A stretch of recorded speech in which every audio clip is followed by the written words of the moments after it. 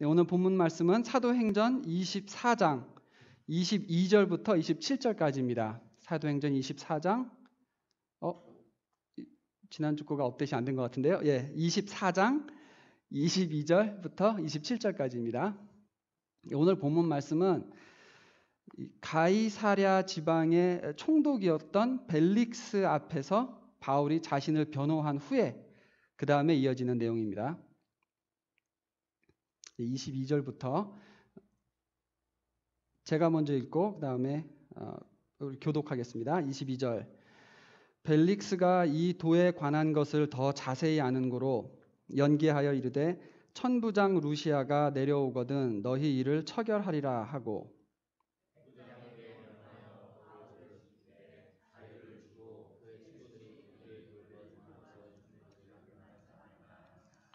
수일 후에 벨릭스가 그 아내 유대 여자 드루실라와 함께 와서 바울을 불러 그리스도 예수 믿는 도를 듣거늘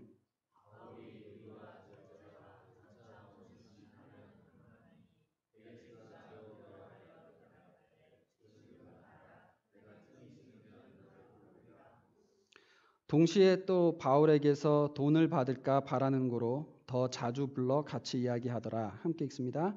이태가 지난 후 보르기오 베스도가 벨릭스의 소임을 이어받으니 벨릭스가 유대인의 마음을 얻고자 하여 바울을 구류하여 두니라. 아멘. 기도합니다. 하나님 말씀을 선포하는 시간입니다. 이 시간에 말씀을 전하는 저나 말씀을 듣는 모든 이들이 오직 하나님 말씀에 붙잡혀서 그 말씀대로 순응하고 순종하기로 결정하는 귀한 시간 되도록 주님 축복하여 주시옵소서. 예수님 이름으로 기도드립니다. 아멘. 이번 주 설교 준비를 하면서 저는 이번에 좀 특별히 더 재미있는 시간을 가졌습니다. 왜 그러냐면 오늘 본문의 주인공이 벨릭스 총독인데요. 이 사람에 대해서 좀 배경을 연구하다 보니까는 그 스토리가 너무 재밌는 거예요. 그래서 여러분들도 역사를 좀 좋아하시는 분들이면은 오늘 배경 설명이 좀 재밌으실 것입니다. 역사를 안 좋아하시는 분들도 재밌으실 거예요. 왜냐하면 이게 소재가 아주 뭐 드라마나 영화로 만들기에도 부족함이 없는 그러한 이야기입니다. 총독이라고 하면 그 당시에 로마 황제 바로 다음에 있는 위치였습니다. 그러니까는 바로 그 직속 상사라고 해야 되나요? 자기 바로 윗사람이 딱 로마의 그 시저 황제밖에 없는 그러한 아주 높은 위치였습니다. 그러니까는 이 벨릭스 총독이 사실 대단한 권력가의 위치인데 이 벨릭스 총독과 그의 형은 원래 로마의 노예였었습니다.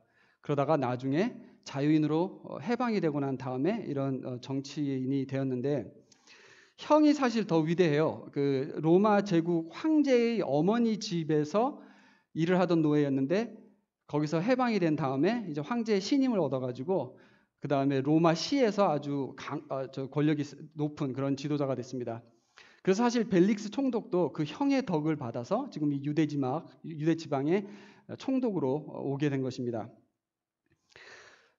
벨릭스의 아내에 대해서도 또 말씀을 드리겠습니다. 결혼을 3번 했어요. 3번 했는데 벨릭스의 첫 번째 아내는 그 유명한 클레오파트라의 손녀딸입니다. 여러분 클레오파트라 아시죠? 뭐 간단하게 제가 말씀드리면은 이집트 왕국의 제일 마지막 왕이었던 사람입니다. 여왕이었죠. 당시 로마에서는 지금 막 서로 황제들이 권력 다툼을 한참 하고 있을 때였습니다.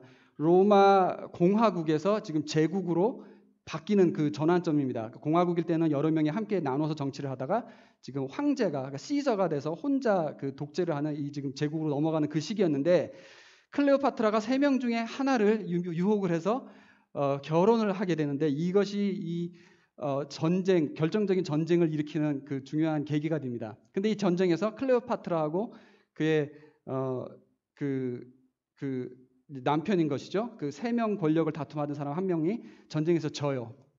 그래서 클레오파트라는 그 이후에 자살을 하고 이집트의 여왕이었는데 이제 자살을 하고 망하니까는 이집트가 그때부터 로마 제국의 이제 속국이 되고 전쟁에서 이겼던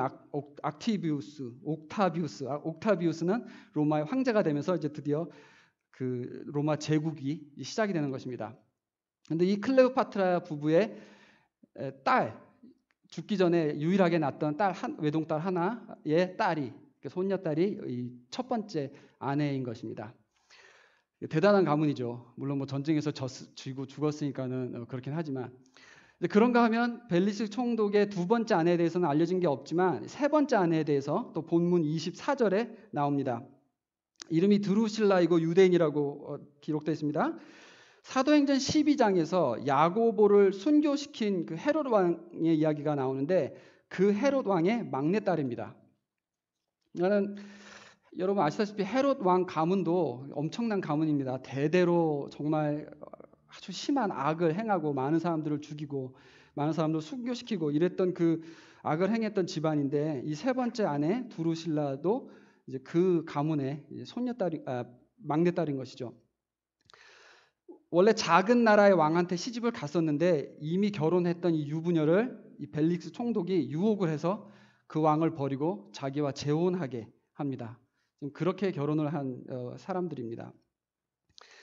그래서 벨릭스 총독이 이제 정말 형을 통해서 이런 로마 황제와도 연줄이 깊었고, 이 아내들이야말로 참 그 격동의 시대, 이집트의 왕국이 끝나고 로마 제국이 시작이 되고 유대 지역의 헤롯 왕과 그 왕위에 있었던 그 왕가에 있었던 사람, 이런 사람들이 바로 이 부인의 그 할아버지 할머니들, 이런 사람들이었던 것이죠.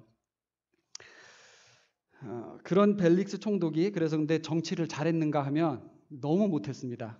경험도 없고 너무 못했는데 이 사람이 어느 정도냐면 이 총독이 이 지역을 다스리고 있는 8년 동안에 유대 지방의 폭동이 점점 심해져가지고 근데 이걸 제압을 못해요.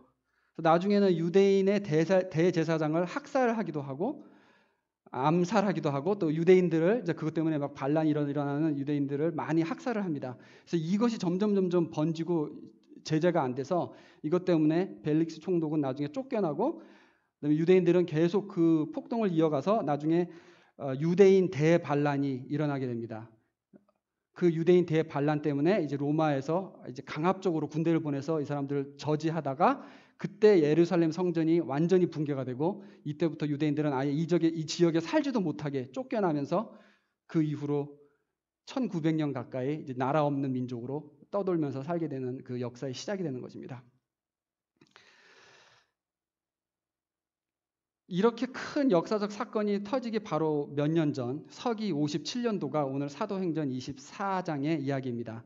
24장의 그 시작 부분을 읽어보면은 벨릭스 총독 앞에서 먼저 유대인들이 와서 정식으로 바울을 고소하고 이어서 바울이 자신을 변호하는 이야기가 나옵니다. 근데 벨릭스가 양쪽 이야기를 다 들어보고 난 다음에 판결을 안 하고 미뤄두기로 결정을 합니다. 여기서부터 본문 오늘 읽은 말씀 22절이 시작을 합니다. 자, 이런 배경을 놓고 이제 우리가 본문 말씀을 다시 보겠습니다. 오늘 설교 말씀은 두 가지로 나눠서 생각을 해보겠습니다.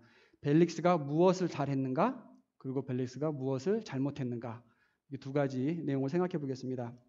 먼저 벨릭스가 잘한 것. 첫째로 22절, 벨릭스가 이 도에 관한 것을 더 자세히 아는 고로 연기하여 이르되 천부장 루시아가 내려오거든 너희 이를 처결하리라 하고. 자, 여기서 말하는 이 도라는 것은 예수님의 가르침 혹은 크리스찬들의 신앙을 말합니다. 아직 그 크리스찬이라는 말이 사용되긴 했지만 완전히 그 정해진, 정립된 그런 상태는 아니었기 때문에 바울이 설명을 할 때 도라고, the way, 길이라는 뜻이죠.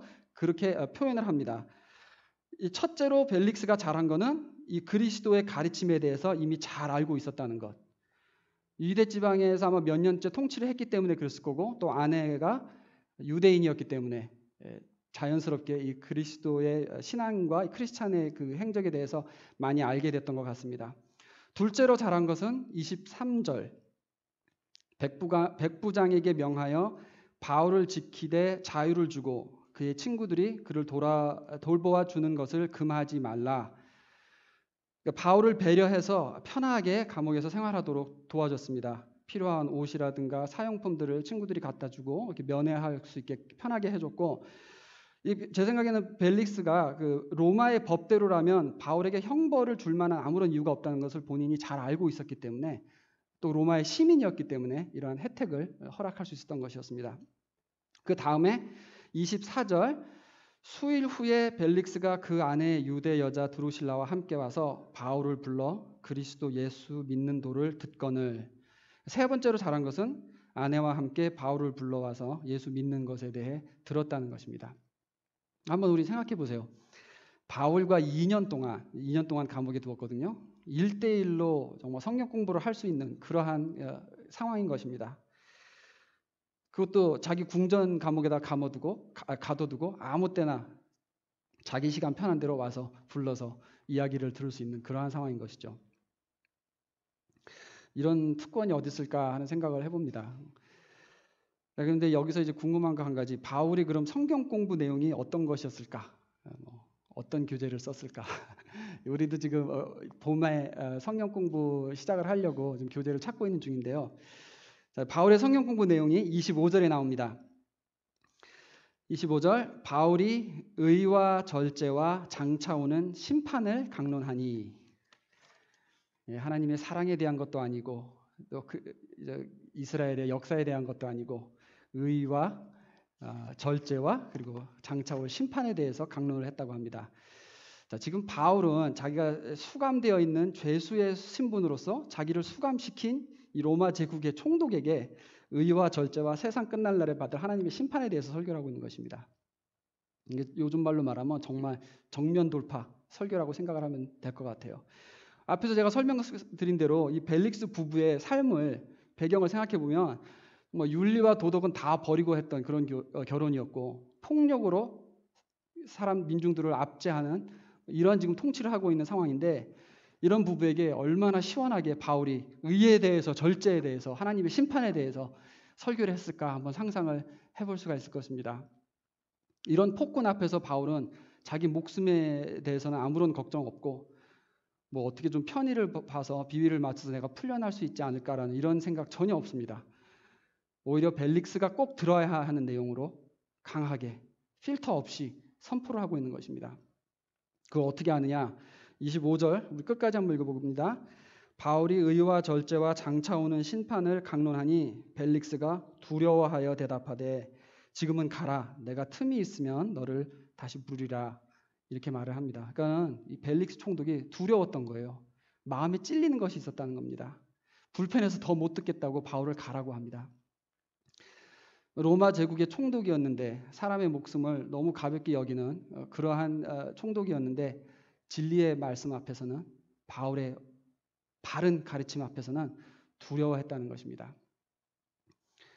바울이 말씀을 말씀대로 전한 것입니다.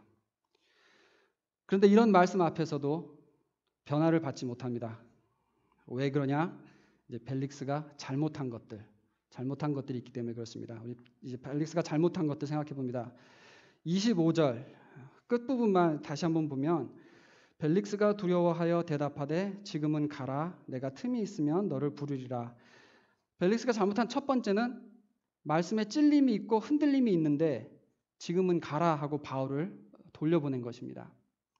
찔림이 있는데 그걸 회피하고 외면하는 것입니다.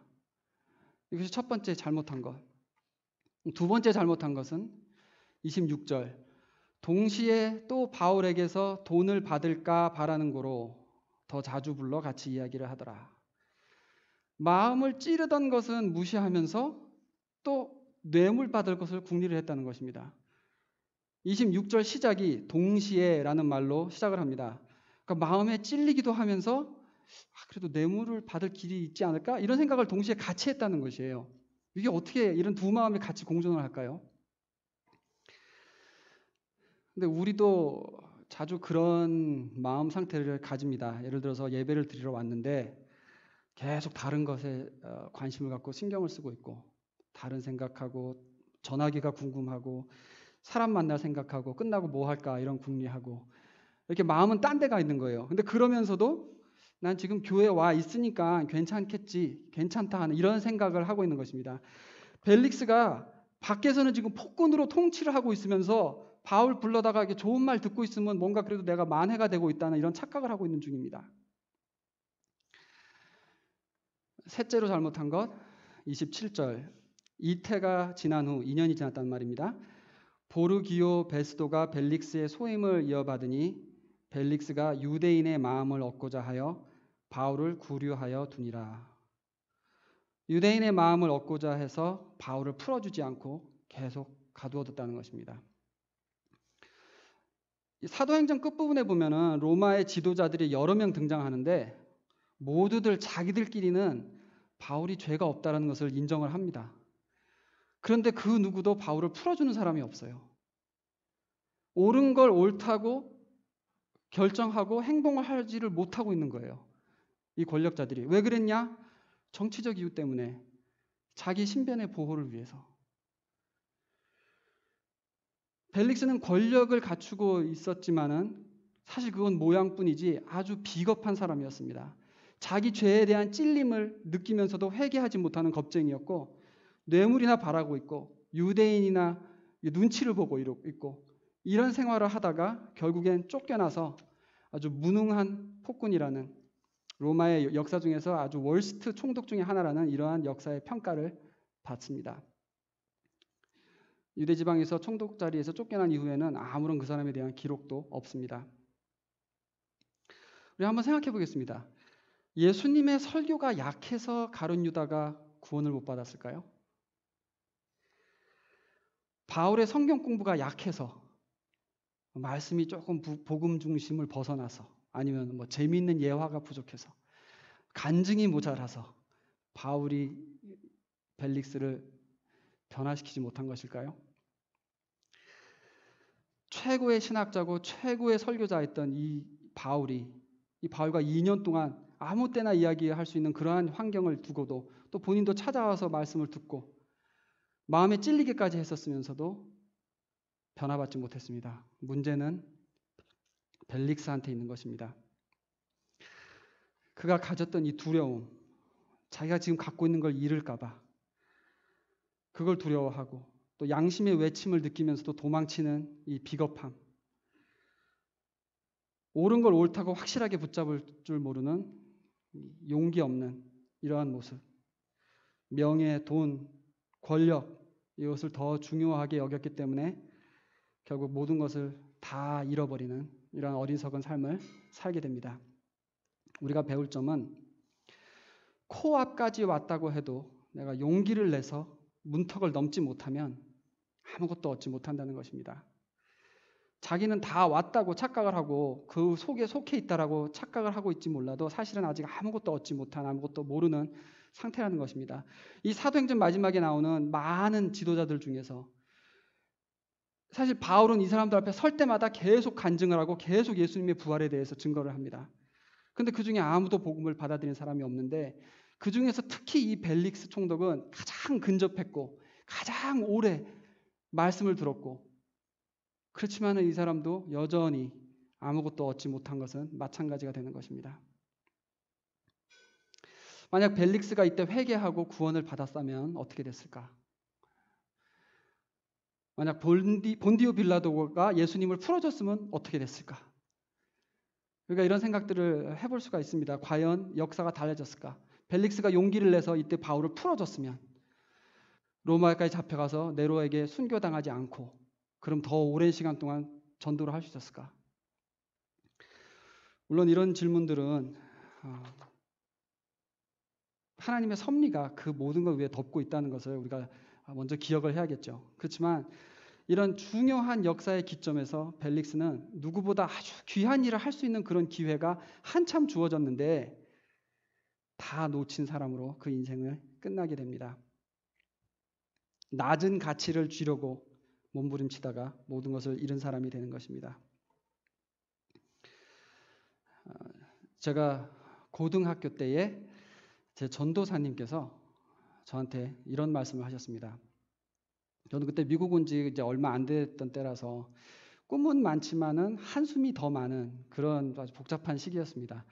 하고 싶은 건 많은데 그걸 이루기 위해서는 넘을 벽이 너무 많아서 엄두가 안 나는 좀 그러한 상황입니다. 우리 이민 처음 오고 하면은 그렇죠. 근데 그때 제 전도사님께서 저에게 이렇게 말씀하셨습니다. 창렬이는 보면은 뭔가 이렇게 안에 찬 게 있는데, 꽉 찬 게 있긴 한데 그게 터트려지지를 못하고 있는 것 같아. 그렇게 말씀하셨어요. 정확하게 보신 거죠.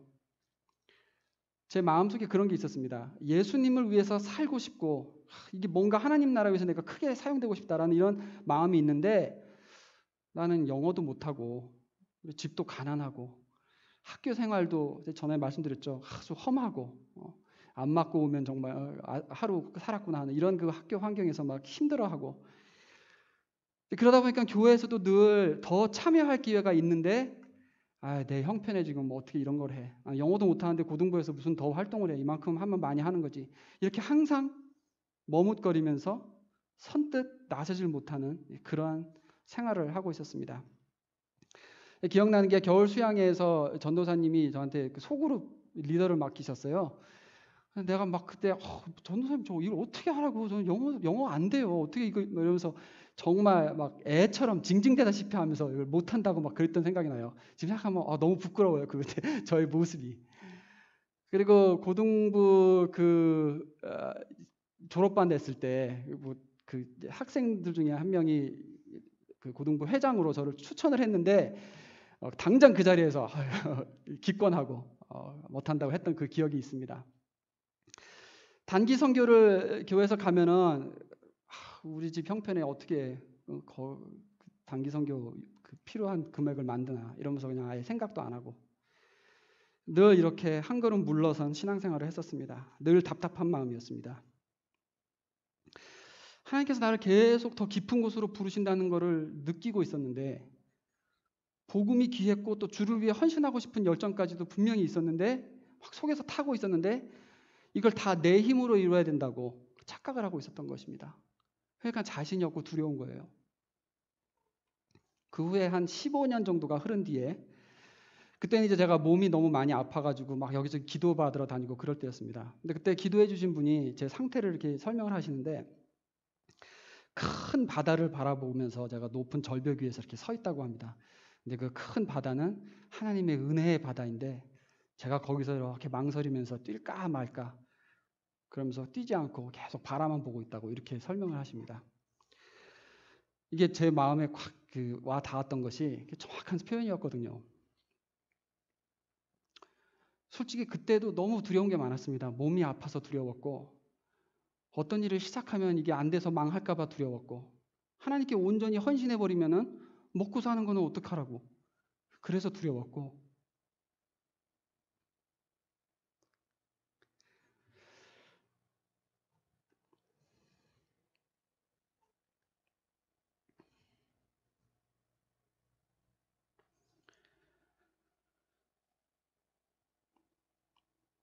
내가 소중하게 여기는 것들을 가져가실까 봐 두려웠고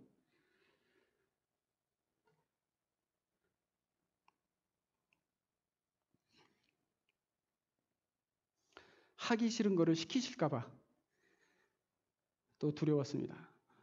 고등학교 때나 나이가 서른이 넘어서나 똑같았던 것입니다.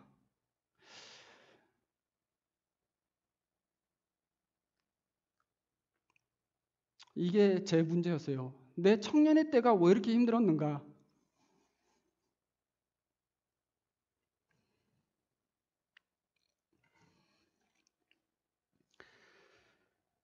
뭐 여러 가지 이유를 댈 수가 있겠지만은 특별히 이 문제, 복음이 귀한 줄 알고 말씀이 가슴을 때리는데 무서워서 내 좋아하는 거 잃을까 봐 나를 하나님께 온전히 던지지를 못하고 있었던 것입니다.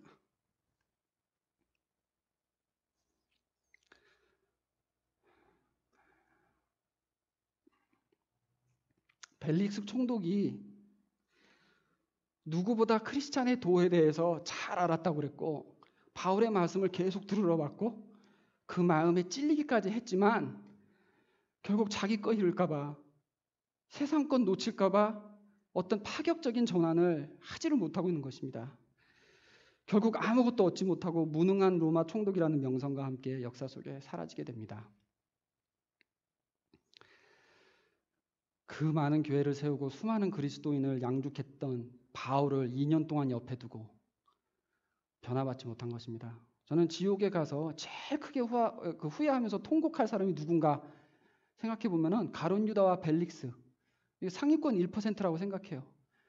예수님하고 3년을 보내고 바울하고 2년을 옆에서 두고 보냈는데 지옥을 간 거예요. 이것보다 안타까운 인생이 어디 있을까 생각합니다. 이번 주에 제가 선물을 받아서 그 내려놓음이라는 이용규 선교사님의 책을 읽었습니다. 근데 그 내용에 그 책에 선교사님이 이렇게 말씀하시는 내용이 있습니다. 두 주인을 섬기는 것은 불가능하다.